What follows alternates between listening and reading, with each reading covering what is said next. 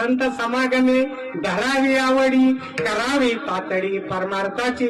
महाराष्ट्राचा 58वा निरंकारी संत समागम पुणे या ठिकाणी होतोय। 500 एकरच्या मैदानामध्ये लाखो अनुयायी येऊन खरं तर त्या एका ईश्वराची, एका परमात्म्याची आत्मज्ञानानं, आत्मबोधानं, आत्मदर्शनानं, आत्मानुभूतीनं प्राप्ती करून देतात आणि तिथे तो समागम होतोय।